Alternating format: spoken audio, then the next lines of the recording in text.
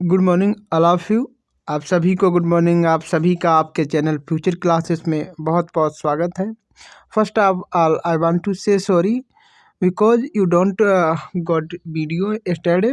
आपको कल वीडियो नहीं मिल पाया था, थोड़ी सी मेरी तबीयत मतलब ठीक नहीं थी, इसलिए नहीं मिल पाया। लेकिन आज आपको एक की जगह पे 2 वीडियो मिल जाएंगे, जिससे आपका जो लॉस हुआ है कहीं न कहीं वो भरपाई हो पाएगी। तो आप उस हिसाब से अपना टाइम मैनेजमेंट कर लीजिएगा।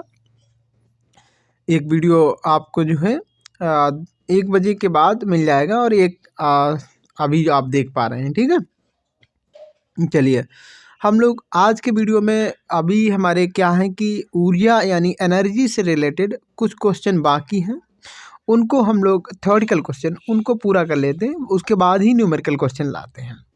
और आज के वीडियो में हम लोग 50 मोस्ट इम्पॉर्टेंट क्वेश्चन जो कि पिछली सालों में पूछे गए हैं उनकी बात करने वाले हैं, ठीक है। और अगर कोई डाउट आता है तो आपको आप कमेंट करें। चलिए चलिए अब हम लोग जो है स्टार्ट करते हैं अपना वीडियो बिना किसी देरी के, ठीक है। तो पहला यहाँ तक देखिए, जो क्वेश्चन आप देख पा रहे हैं 253 250 तक हम लोग कर चुके हैं क्वेश्चन। शायद ये भी देखा हो तो एक बार फिर से हम लोग थोड़ा पीछे से 1-2 क्वेश्चन देख ले रहे हैं। लगभग हम लोग 250 से आज 300 तक क्वेश्चन करेंगे। तो पहला क्वेश्चन आपका क्या है, किसके अनुरूप वस्तु की गतिज ऊर्जा होती है, ठीक है। किसके अनुरूप वस्तु की गतिज ऊर्जा होती है, यानी कि जो हमारी काइनेटिक एनर्जी है वो किसके हिसाब से होती है। ऑप्शन आपको दिए हैं। नंबर 1 घर्षण यानी फ्रिक्शन, बी वाला ऑप्शन है टाइम समय, और सी वाला आपका द्रव्यमान यानी मास, और डी वाला आपका गति यानी मोशन। देखो भाई, मोशन है तभी आपकी जो है गतिज ऊर्जा यानी काइनेटिक एनर्जी होगी। तो ऑप्शन आपका डी बिल्कुल सही है। इसका आंसर भी आप नीचे देख सकते हैं। उसके बाद हम लोग चलेंगे अगले क्वेश्चन पर, जो है हमारा 1 मिनट, ये मैसेज जो आ रहे हैं। चलिए अब ठीक है, अब कोई मैसेज नहीं आने वाला है। अब क्या है, अगला क्वेश्चन हमारा है गतिशील वस्तु की गतिज ऊर्जा काइनेटिक एनर्जी किस पर निर्भर करती है। कि जो काइनेटिक एनर्जी डिपेंड ऑन किस पर निर्भर करती है, तो वजन और उसके स्थान पर। भैया स्थान पे तो नहीं करेगा, वजन पे जरूर करेगा। तो दूसरा क्वेश्चन देख लेते हैं। दूसरा क्वेश्चन हमारा क्या है, द्रव्यमान और उसके स्थान पर नहीं। अगला है द्रव्यमान और त्वरण पर। द्रव्यमान त्वरण पे नहीं, द्रव्यमान पे तो करता है। अगला ऑप्शन है आपका द्रव्यमान और वेग पर, यानी मास और वेलोसिटी पर, मास और वेलोसिटी पर। तो यही हमारा जो है ऑप्शन सही है। इसका जो व्याख्या एक्सप्लेनेशन है वो भी आप देख सकते हैं। इसका फार्मूला होता है ना, हम जानते हैं काइनेटिक एनर्जी का 1/2 mv² है ना। mv², m मास होता है, द्रव्यमान होता है, b वेलोसिटी यानी वेग होता है। इस वजह से हमारा जो काइनेटिक एनर्जी का फार्मूला है k = तो वो काइनेटिक एनर्जी इन चीज़ों पर निर्भर करेगी, यानी द्रव्यमान और वेलोसिटी पर। ठीक है, समझ में आ गई होगी बात। अगला क्वेश्चन हमारा है 255 पूछा गया क्वेश्चन है, ठीक है। 2018 में पूछा गया क्वेश्चन है। क्या क्वेश्चन है, क्वेश्चन है निम्नलिखित उल्लेखनीय गतिविधियों में से किस स्थितिज ऊर्जा को गतिज ऊर्जा में परिवर्तित किया जा सकता है। मतलब यहाँ पे जो हमारी कुछ एक्टिविटी दी है, गतिविधियाँ दी हैं, उनमें कौन सी गतिविधि ऐसी है या एक्टिविटी ऐसी है जिसमें क्या किया जाए, स्थितिज ऊर्जा को गतिज ऊर्जा में बदला जा सकता है या बदला जाता है, ठीक है। तो हम यहाँ पर कहेंगे कि which of following activity, in which of following activity potential energy can converted into kinetic energy. कौन सी हमारी गति एक्टिविटी ऐसी है जिसमें पोटेंशियल एनर्जी को काइनेटिक एनर्जी में बदला जा सकता है या बदला जाता है, ठीक है। तो देखिए, पटाखे का विस्फोट, जब पटाखे का विस्फोट होगा तो उसमें क्या होंगे, हमारे केमिकल होंगे, और वो केमिकल जो है उनका जो है क्या होगा, वो फटेंगे, यानी कि आपको ध्वनि मिलेगी, साउंड मिलेगी और लाइट मिलेगी। ठीक है, तो ये वाला ठीक नहीं है। यहाँ पे जो है पटाखे का जो विस्फोट होता है तो उसमें केमिकल एनर्जी का किस में कन्वर्ट होना होता है, अब लाइट एनर्जी और साउंड एनर्जी। बात समझ में आ रही, क्या बनेगी, लाइट एनर्जी बन जाएगी, लाइट भी निकलेगी और क्या निकलेगी, प्लस साउंड भी साथ में निकलेगा। जैसे हमारा जो पटाखा होता है, क्रैकर होता है, उसमें क्या होता है, एक्सप्लोजन होता है, फूटता है, इसका विस्फोट होता है। ठीक है, वी वाला ऑप्शन है एक टार्च को ऑन करना। जैसे ही टार्च को ऑन करते हैं वैसे क्या होगा, हमारी टार्च में जो हमारी सेल लगी है उसमें है केमिकल एनर्जी। क्या है, केमिकल एनर्जी है, और केमिकल एनर्जी कन्वर्ट हो जाएगी लाइट एनर्जी में। आप टार्च जलाओगे तो आपको लाइट मिलेगी, तो लाइट एनर्जी में बदल गई। तो ये वाला भी सही नहीं है, इसमें भी पोटेंशियल एनर्जी को काइनेटिक एनर्जी में नहीं बदला गया। फिर क्या सही है, अगला देखते हैं हम लोग। अगला हमारा है टार्च को ऑफ करना, ये भी सही नहीं है भैया, लाइट एनर्जी मिलना बंद हो जाएगी टार्च ऑफ करेंगे। ठीक है, फिर और क्या है, और हमारा आगे है एक पेंडुलम का झूलना। एक पेंडुलम का झूलना, भाई पेंडुलम आप जानते हो, पेंडुलम जब होता है, अब ऐसे कुछ है, मान लो ये आपका एक वाल है, सपोर्ट है कोई, यहाँ पे आपने एक ये स्ट्रिंग है, एक धागा है, डोरी है बंधी हुई, नीचे एक आप बोब है, वो मतलब एक मेटल का एक हमारा स्फेयर गोला। ठीक है, अब इसको हम लोग धक्का मारे, पहले ये रुका हुआ है तो इसमें है पोटेंशियल एनर्जी। ठीक है, जैसे धक्का मारेंगे तो ये ऐसे जाएगा, फिर ऐसे आएगा, ठीक, फिर ऐसे जाएगा। तो जो इसकी पोटेंशियल एनर्जी है कभी काइनेटिक एनर्जी में बदलेगी, कभी काइनेटिक एनर्जी पोटेंशियल एनर्जी में बदलेगी। तो ये हमारा पेंडुलम बोला जाता है, दोलक भी कहते हैं पेंडुलम। तो इसी में यही होता है कि पोटेंशियल एनर्जी काइनेटिक एनर्जी में बदलती रहती है। ठीक है, पहले रुका है तो पोटेंशियल एनर्जी, जब चलेगा तो काइनेटिक एनर्जी। आई होप आपको पूरी तरीके से समझ में आया होगा क्वेश्चन। सिंपल पेंडुलम, इसको हम और भी हिंदी में क्या कहते हैं, दोलक, लोलक कहते हैं, लोलक, सरल लोलक को बोलते हैं। क्या बोलते हैं, सरल लोलक कहते हैं। तो जो लोलक, जो सरल लोलक है ना, इसमें यही होता है कि स्थितिज ऊर्जा को पोटेंशियल ऊर्जा में बदला जाता है। ठीक है, इसका कुछ ऑप्शन भी नीचे आंसर भी दिया है, वो भी आप देख सकते हैं। हम लोग चलेंगे नेक्स्ट क्वेश्चन की ओर। नेक्स्ट क्वेश्चन में क्या है, ये कब पूछा गया है, देखते हैं अभी। ये है हमारा, यदि एक वस्तु का संवेग 3 गुना कर दिया जाए तो उसकी गतिज ऊर्जा कितने गुना हो जाएगी। ठीक है, संवेग को 3 गुना कर दें, संवेग को 3 गुना अगर कर दें तो गतिज ऊर्जा कितना गुना हो जाएगी। देखिए, संवेग और गतिज ऊर्जा में एक रिलेशन होता है, वो रिलेशन कैसे बना है आप कमेंट करेंगे तो मैं बता दूंगा। p²/2m होता है, p²/2m। और संवेग को अगर हम कर दें 3 गुना, संवेग यहाँ पे जो p आया है, p ही ये क्या है, से ही संवेग है हमारा, यही क्या है, संवेग है। और संवेग जानते हो क्या होता है, नहीं जानते हो तो कमेंट आप किया करो भाई। तो संवेग को, जी संवेग है p और इस पर स्क्वायर लगा है, और इस p को अगर 3 गुना कर दो, मान लो p की जगह पे आप 3 डाल दो और स्क्वायर ऊपर लगा है, अपान में 2m। ठीक है, तो 3 का स्क्वायर जब होगा तो कितना आ जाएगा, 9। कितना आ जाएगा, 9। जब 9 आ जाएगा यानी कि जी काइनेटिक एनर्जी का फार्मूला, इसके आगे अब 9 बन जाएगा। जब यहाँ पे 3 डालोगे तो स्क्वायर हो जाएगा तो 9 बन जाएगा। यानी पहले से जो हमारी जो ये k है, इसकी वैल्यू 9 गुनी हो जाएगी। p की जगह पे आप 3 डालोगे क्योंकि 3 गुना की जा रही है। ठीक है, क्या संवेग 3 गुना किया जा रहा है। तो संवेग मान लो कि पहले k है, क्या है, पहले मान लो कि संवेग आपका k है। फार्मूला हमने क्या बताया, p²/2m है।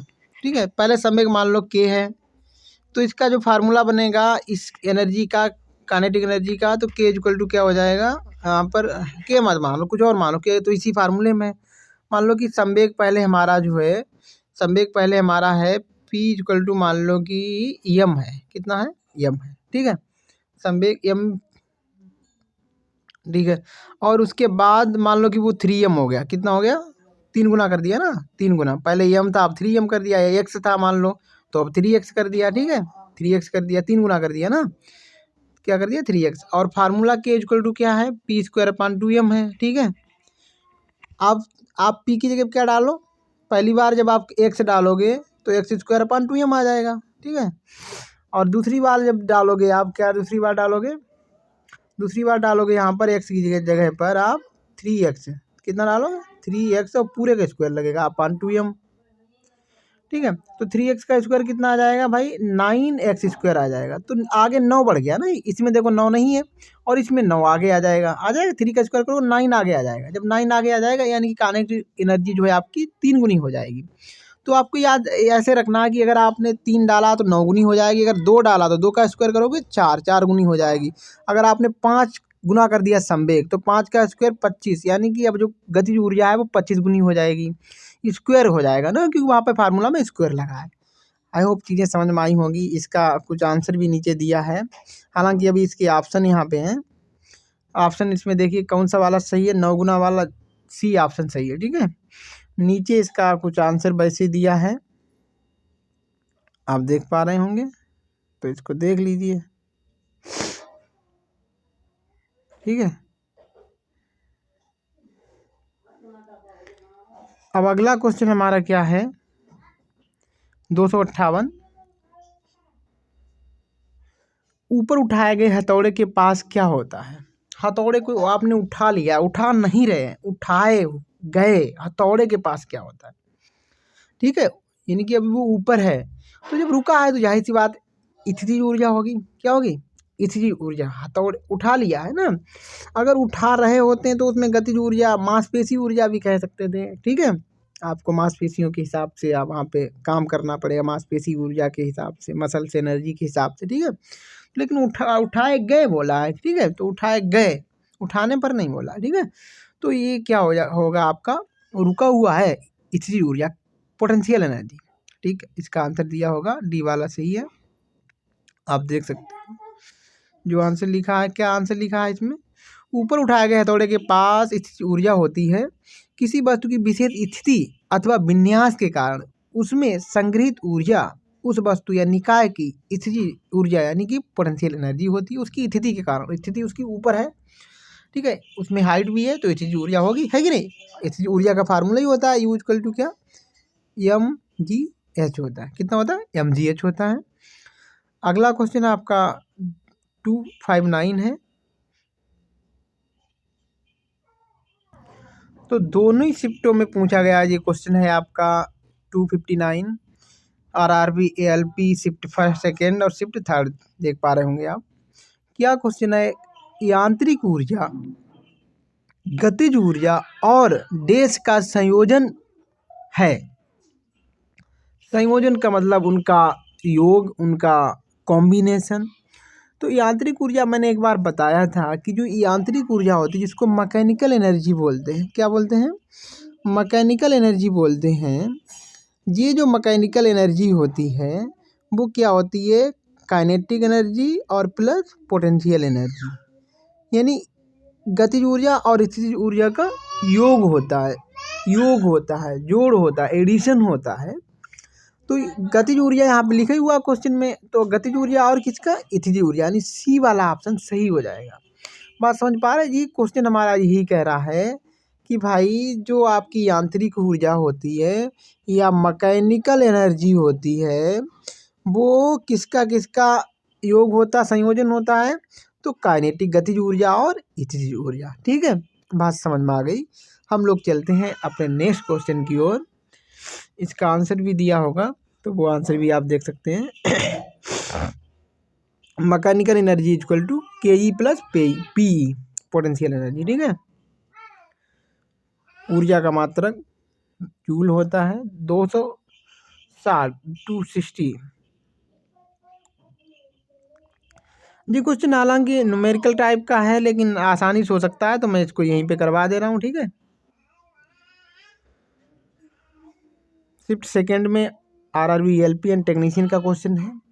यदि एक वस्तु का वेग उसके प्रारंभिक वेग का दोगुना हो जाता है तब उसकी गतिज ऊर्जा उसकी प्रारंभिक गतिज ऊर्जा की n गुनी हो जाती है, तो n का मान बता।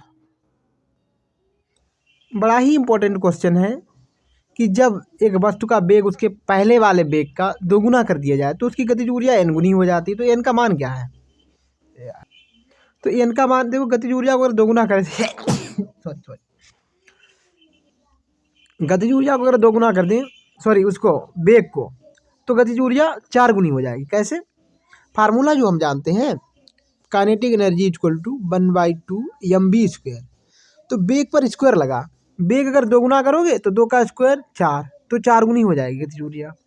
बेग को अगर 3 गुना करोगे तो हमारा 3 का स्क्वायर कितना आएगा 9, तो काइनेटिक एनर्जी 9 गुनी हो जाएगी। जैसे संवेग को बढ़ा रहे थे, जिस प्रकार से अभी हमने पिछला क्वेश्चन किया था, संवेग को अगर हम 3 गुना कर रहे हैं तो गतिज ऊर्जा 9 गुनी हो रही थी। वैसे ही संवेग या वेग दोनों को जब बढ़ाओगे तो हमारी गतिज ऊर्जा 3 गुनी कर रहे हैं तो 9 गुनी हो जाएगी। ठीक है, तो यहाँ 2 गुनी करी थी, तो इन्होंने कहा कि 2 गुनी कर दी तो वो n गुनी हो गई। n गुनी का मतलब कि वो 4 गुनी हो गई, यानी 4 गुनी हुई होगी, तो n की वैल्यू क्या हो जाएगी 4। 2 गुनी करी तो गतिज ऊर्जा n गुनी, हम जानते हैं कि यार n गुनी मतलब 4 गुनी, यानी कि n की जगह पे 4 होना चाहिए। ऑप्शन बी सही है। ठीक है, बढ़िया क्वेश्चन था आपका, आप इसका आंसर भी नीचे देख सकते हैं।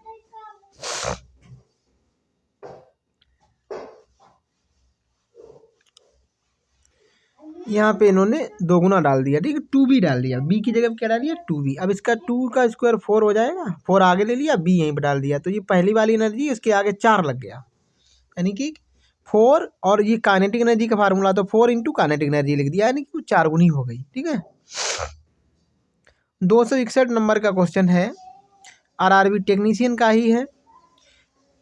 क्या क्वेश्चन है आपका, किसी तने हुए रबर बैंड में किस प्रकार की ऊर्जा होती, तना हुआ है, ठीक है, जब तना हुआ है तो उसमें जाहिर सी बात है स्थितिज ऊर्जा ही होगी। ठीक है, रुका है, पोजीशन है उसकी तनी हुई, तो स्थितिज ऊर्जा होगी उसमें, स्थितिज ऊर्जा यानी पोटेंशियल एनर्जी। ठीक है, रबर बैंड हमने बताया नहीं, रबर बैंड बताया था जो लड़कियां बालों में लगाती हैं, और भी चीज़ों में हम लोग मिठाई का डिब्बा वगैरह में रबर लगी रहती है, रबर बैंड उसी को बोलते हैं। ठीक है, चलिए आगे चलते हैं, हम लोग अगला क्वेश्चन देखते हैं। स्थितिज ऊर्जा का फार्मूला mgh होता है, m हमारा मास होता है, द्रव्यमान होता है, और g हमारी गुरुत्व त्वरण, और h उसकी पोजीशन यानी हाइट होती है, कहाँ पर है वो। ठीक है, तो चलते हैं आगे। 262 नंबर का क्वेश्चन है, आरआरबी टेक्नीशियन का ही पूछा हुआ क्वेश्चन है। निम्न इनमें से किसे ना तो बनाया जा सकता है और ना ही नष्ट किया जा सकता है। तो ऊर्जा को ना तो बनाया जा सकता है और ना ही नष्ट किया जा सकता है, एनर्जी को। ठीक है, इसे कहते हैं ऊर्जा संरक्षण सिद्धांत। ऊर्जा संरक्षण सिद्धांत याद रखना, ऊर्जा संरक्षण, ये अड़ा बना है, संरक्षण सिद्धांत, सिद्धांत। ठीक है, सिद्धांत।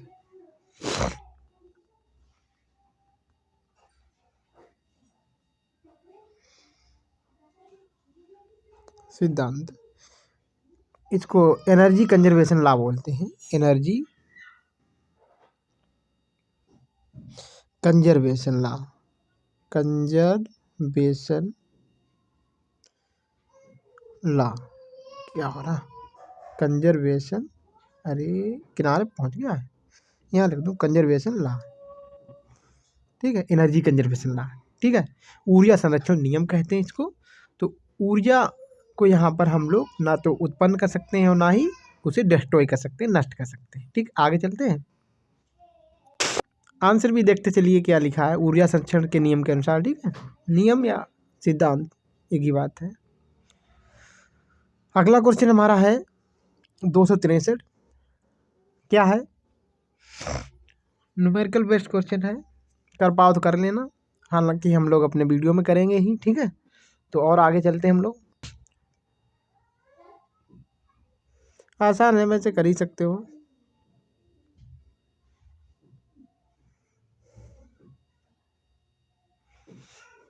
ये क्वेश्चन हम लोग करे ले रहे हैं 264।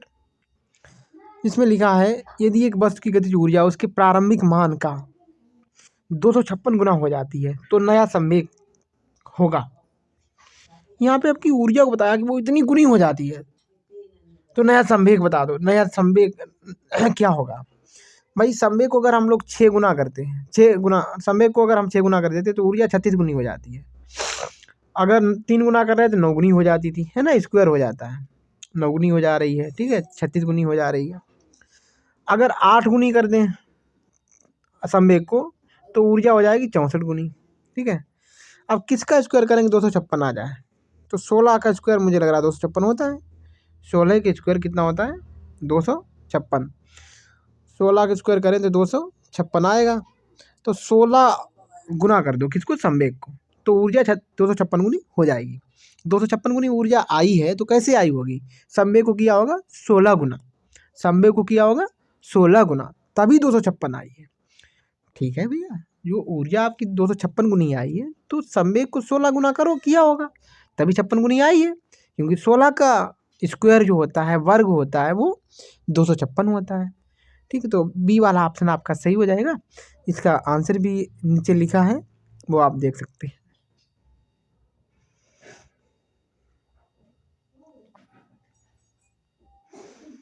ठीक है, 256 ऐसे ओरली समझो, जरूरी नहीं है कि उसको न्यूमेरिकल में समझो। ठीक है,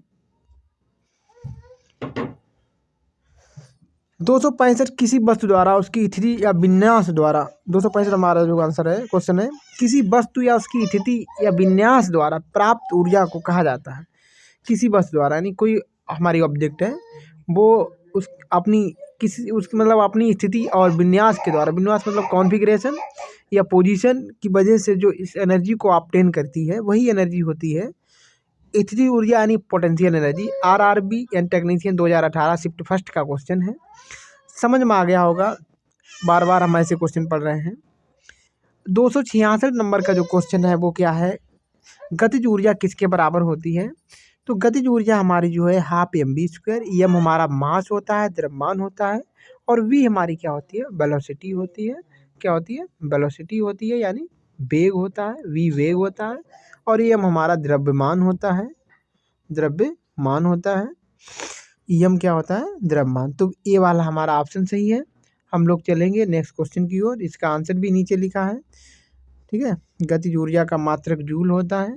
ठीक, ये न्यूमेरिकल बेस्ड क्वेश्चन है, आसान क्वेश्चन है, mgh फार्मूला लगेगा, आप लगा भी सकते हो, नहीं होगा तो आप कमेंट किया करें, तो हम उसको जो है जल्दी से जल्दी वीडियो लाएंगे और आपको समझाएंगे सब बातें, आपके जो भी डाउट हैं उनको बताएंगे। ये क्वेश्चन और ऐसे ही हमारा यहाँ पे लग रहा है मुझे, कंसेप्ट बेस्ड क्वेश्चन है, इसको भी देखते हैं हम लोग। क्या कहा गया है कि द्रव्यमान एम वाली एक वस्तु गति वेग के साथ स्थानांतरित होती है। कैसी होती है, स्थानांतरित। ठीक है, मतलब चलती है, स्थानांतरित होती है, उसमें क्या कह रहे हैं, होती है, और इसमें गतिज ऊर्जा के है, क्या है, के है। यदि इसका वेग दोगुना कर दिया जाए तो उसका गतिज ऊर्जा कितनी होगी, वेग दोगुना कर दें, गतिज ऊर्जा 2 का स्क्वायर कर दो, 4 गुनी हो जाएगी, क्योंकि वेग को दोगुना, वेग पर स्क्वायर लगा है, तो 2 गुना करोगे तो 2 का स्क्वायर हो जाएगा, 4 हो जाएगी। अभी हम लोगों ने ऊपर बात की थी ना, वही क्वेश्चन उसी प्रकार से है, तो 2 गुनी हो जाएगी। ऊर्जा हमारी के है, कैसी है, के, तो 2 के, सॉरी 2 गुनी नहीं, 4 गुनी, 4 के हो जाएगी। कैसी हो जाएगी, 4 के का मतलब गतिज ऊर्जा।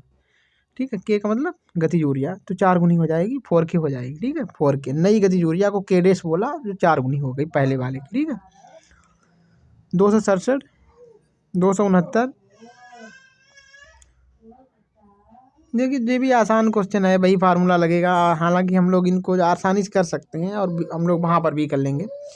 5 किलोग्राम के वस्तु को 2 मीटर की ऊंचाई तक उठाया जाता है, इस प्रक्रिया में कितना कार्य किया गया, है ना, ऐसे क्वेश्चन हम लोग किए थे ना पिछले वीडियो में।